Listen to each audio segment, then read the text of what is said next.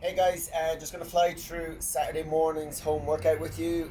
So mobility work. First thing we want to do is just a lying pec stretch. Okay, so done it plenty of times. So coming down, lying flat down, hands extended out to the side. Okay, if I'm going to do my left side, I'm going to pull my right hand in, bring it as close to my chest as I can, keep my left hand fully extended, and then I'm going to step all the way right over, bringing that hand in as close to my chest as I can, and then pushing down through the floor and pushing that chest forward. So getting a nice big stretch all the way through my chest, holding that for about 30 to 45 seconds on each side. Then after that, we're going to do an Indian sit. So again, I would prefer kind of doing this with a back against the wall, okay, but I'm just outside, so don't have that luxury today. So sitting up nice and tall, really sitting, pushing our glutes into the ground, but then not slouching. So sitting up tall and then bringing my heels right in as close to my bum as I possibly can, and then we can use those elbows just to push the knees out. Remember, not where we let myself slouch and collapse down. I want to stay up nice and tall as I do this, trying to think of bringing and pushing that belly button forward all the time. So Indian sit, and then it's into a hip opener, okay, into a high plank hold. So our hip opener, half knee in position is the best way to get this started. Right foot is forward, left hand goes on the ground, okay, and from there I'm going to lift back up, okay, I'm going to clamp my foot, and then I'm just going to use that elbow to push the knee all the way out to the side. If I want to increase the stretch, I'm just going to elevate this back leg a little bit more, so it's going to come up off the ground a little bit higher, okay, and then again, if I want to increase it, I'm going to try and turn, so bring this belly button towards that knee, okay, as much as we possibly can. Is that okay? So once you have that done on both sides, then we're going to place two hands on the ground, step back, and I'm going to come into my high plank hold, which is my two hands directly underneath my shoulders, okay, really pushing down to the ground and making sure that we are activating those shoulders. So try and rotate, so externally rotate the shoulders, so we're getting them warmed up as much as we possibly can. So okay, so 3 rounds as usual on that. So then Metcon is really straightforward, guys. Okay, so there's 14 minutes, as many rounds as possible in 14 minutes.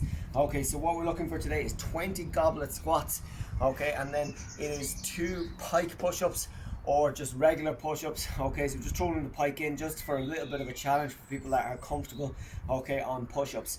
Okay, so 2 pike push-ups on round 1, and then you just increase the push-ups by 2 reps every single round. Is that okay? The goblet squats just stay at 20.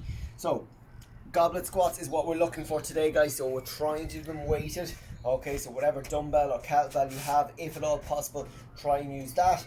Okay, so taking my weight all the way right down, okay, staying up nice and tall, keeping my back nice and straight, making sure heels are staying on the ground, don't get lazy with these, and all the way back up, down, and full extension to full lockout all the time. Is that right? So it is weighted goblet squats is what we're looking for. If you find those too difficult, obviously then just take the weight away and just use them as body weight squats. So there's going to be 20 goblet squats, and then in round 1 it will be 2 pike push-ups or 2 regular push-ups or elevated push-ups. So we have loads of options there. Then obviously in round 2, the 20 goblet squats, 4 push-ups, okay, then 20 and 6 and so on. You just increase them by 2 reps every time, and seeing how far you can get in 14 minutes. Alright, so obviously we know our normal push-ups, okay, we've gone through them plenty of time, okay, making sure those elbows stay nice and tucked in, everything moves together as one. Remember, when you're doing an elevated platform, guys, don't be down here with your hands, okay, so your bar or whatever it is you're going up against is touching down here. You have to make it mimic you're doing it off the floor, okay, so we want to be coming to touch off our chest, okay, keeping everything nice and solid, nice straight line. Alright, anyone that's doing a pike push-up, it's going to be just a little bit hard to show this, but we should know if you're able to do it, or if you're trying to do, you probably have tried them before anyway. Okay, so simple way of kind of getting in is if you get down into your normal press up position, sorry, I'm just off camera there, and then start walking your hands back in, okay, where you can keep your feet or your hands flat on the ground, okay, you can come up onto your tippy toes, and then from there keeping those elbows nice and tucked in, and all the way down to touch, and driving all the way back up, keeping those hips driven up into the air, down, and all the way back up. And okay, having that slight angle on it is perfectly fine. You don't need to be kind of going in a straight down kind of position. Okay, you want to just make sure that we are not lifting the head up when we kind of go back down, okay? So don't be lifting your head. So when you come up, don't be doing into this position. So when we go down, don't be doing that. Okay, you want to keep the hips up, getting down.